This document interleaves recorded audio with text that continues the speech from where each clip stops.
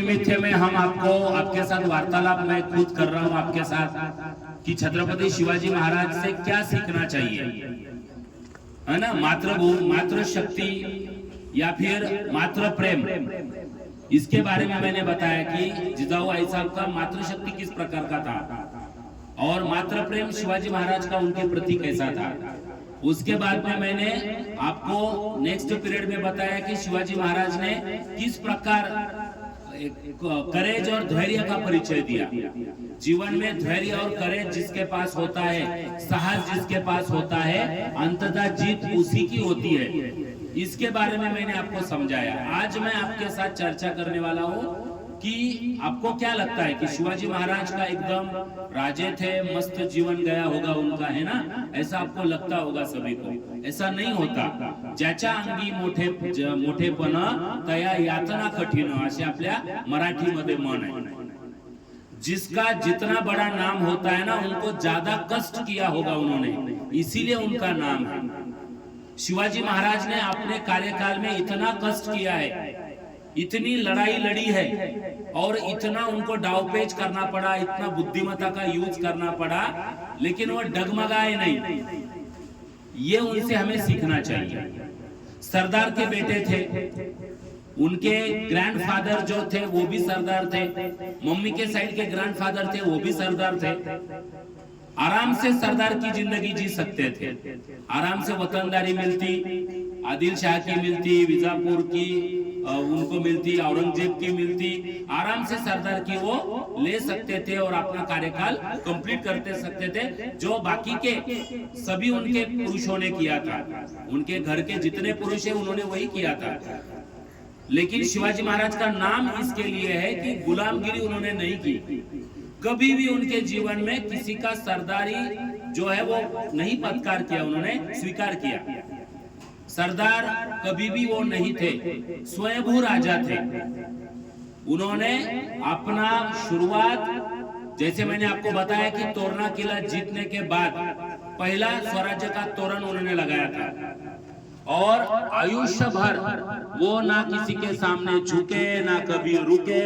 हाँ, थोड़ा सा डिस्ट्रैक्शन आते गया, यानी उनको बहुत सारा जो है ना जीवन में संघर्ष करना पड़ा, लेकिन उसको उन्होंने झुके नहीं, उसके सामने डट के मुकाबला उन्होंने किया।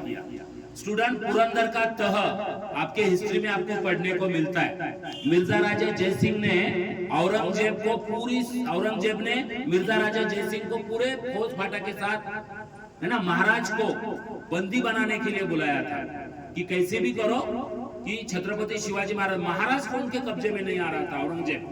औरंगजेब ने पूरे देश के ऊपर राज्य किया, सब उन्होंने अपने कब्जे में लिया था, लेकिन छत्रपति शिवाजी महाराज के कारण महाराष्ट्र उनके पास नहीं आ रहा था।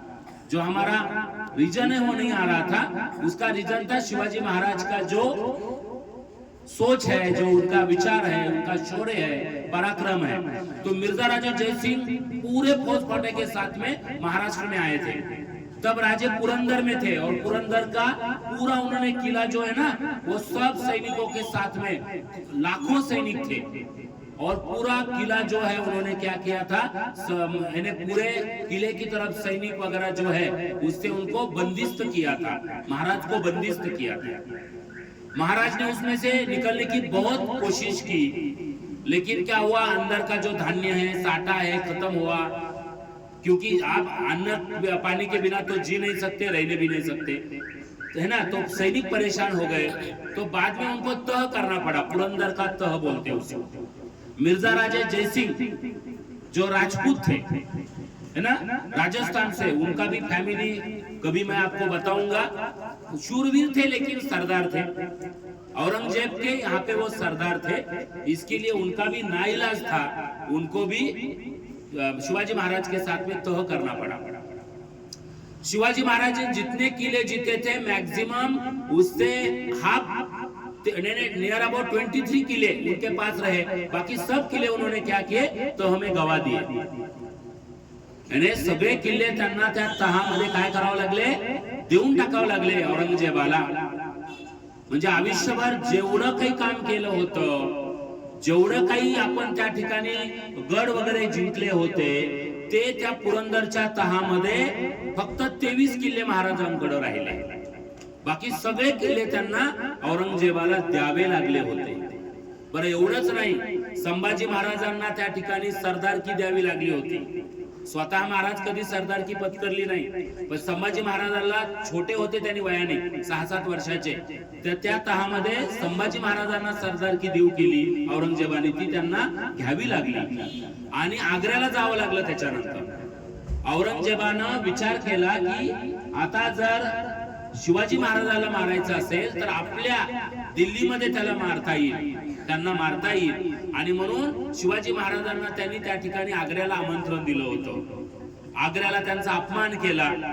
आग्र्याला ज्यावेळेस दरबार वगैरे असतो औरंगजेबाचा, त्या दरबारामध्ये फार पाठीमाग महाराजांना उभं केलं होतं. महाराजांना अपमानित करण्याचा प्रयत्न केला. त्याचा हेच होता, उद्देशच होता की महाराज चिडतील आणि मग आपल्याला त्यांना मृत्यूदंड वगैरे देता येईल. महाराज चिडले, पण महाराज त्यावेळेस दरबारामध्ये चिडले. महाराजांनी सांगितलं की मी ज्यांना हरवलं ते माझ्या पुढे बसलेत, त्यांना तुम्ही अगोदर मान दिलाय आणि बाकीच्यांचा जो मान आहे तो तुम्ही नंतर त्या ठिकाणी मला नंतर उभा करताय. त्याच्यामुळे महाराज चिडले पण. आणि मग महाराजाला कैद मध्ये ठेवण्यात आलं है ना. महाराजांचा वध त्यांनी करू शकले असते, महाराजांना मारू शकले असते, महाराजांना त्या ठिकाणी ठार मारू शकला असता औरंगजेब. पण मिर्झा राजे जयसिंगनं महाराजांना ज्यावेळेस तो पुरंदरचा तह केलता ना, त्याच्यामध्ये मिर्झा राजा जयसिंगने त्या ठिकाणी वचन दिलं होतं महाराजांना की तुमच्या केसालाही मी धक्का लागू देणार नाही है ना. तर त्या वचनामुळे महाराज त्या ठिकाणी गेलते आणि मग त्यांना कैदेमध्ये ठेवण्यात आलं. आणि कैद मध्ये असतानाच आता बघा तुम्ही, एवढे मोठे राजे, सगळे गड किल्ले त्यांनी त्या ठिकाणी हारलेत. 23 गड किल्ले फक्त त्यांच्याकडे शिल्लक राहिलेत. परत औरंगजेबाच्या कैद मध्ये त्यांना राहावं लागले दिल्लीला, आग्र्याला. आणि अशा ह्याच्यामध्ये त्यांनी स्वतःचं धैर्य खचित न करता शांत डोक्याने विचार करून, कधी लक्षात ठेवायचं अडचण वगैरे आली तर आपण एकदम हे नाही व्हायला पाहिजे. आपण कसं होतो ना, एकदम घाबरून जातो है ना, एकदम हातपाय गळून जातो. महाराजांवर तर किती मोठे संकट आलं होतं. आणि मग त्यांनी घाबरून न जाता आग्र्यामध्ये प्लॅन बनवला. आग्र्यामध्ये जेवढं काही त्या ठिकाणी, त्याच्याबद्दल तर तुम्हाला आता खूप, मला 1-2 तास लागतील तुम्हाला आग्र्याच्या स्वारीबद्दल जर काही एक्सप्लेनेशन द्यायचं असेल. पण थोडक्यात सांगतो की आग्र्याला त्यांनी एवढा छान पद्धतीने प्लॅन बनवला. औरंगजेबाच्या सैनिक आजूबाजूला असताना, कडेकोट पहारेदार असताना पण त्यांनी मिठाईच्या पेटाऱ्यामधून कसे सुटले सही सलामत, त्याच्यावर पण आपल्याला त्या ठिकाणी खूप मोठं आपल्याला त्याच्याबद्दल कौतुक आहे आणि त्याच्याबद्दल आपल्याला शिकायला पण मिळतं. आणि मग त्याच्यानंतर त्यांनी परत आपल्या राजगडावर आले. राजगड त्यांची राजधानी होती. आई जिजाऊ साहेबांना भेटले आणि त्यानंतर परत पुढे त्यांनी पाठीमागं वळून बघितलं नाही. आग्र्याहून सुटका झाल्याच्या नंतर महाराजांना जेवढे गड किल्ले गेले होते त्याच्यापेक्षा कितीतरी पटीनं गड किल्ले गेले. छत्रपती शिवाजी महाराज हयात असताना त्यांच्याकडं साधारणतः 400च्या वर गड किल्ले होते, 400च्या वर. आणि पूर्ण महाराष्ट्रभर कर्नाटक मध्ये त्यांच्या प्रांतामध्ये राज्य होतं. म्हणजे हे गेलेल्या ह्याच्यामधून त्यांनी परत भरारी घेतली, गरुड झेप घेतली त्यांनी आणि त्याच्यामधून परत आपलं साम्राज्य उभा केलं. म्हणजे शिकण्यासाठी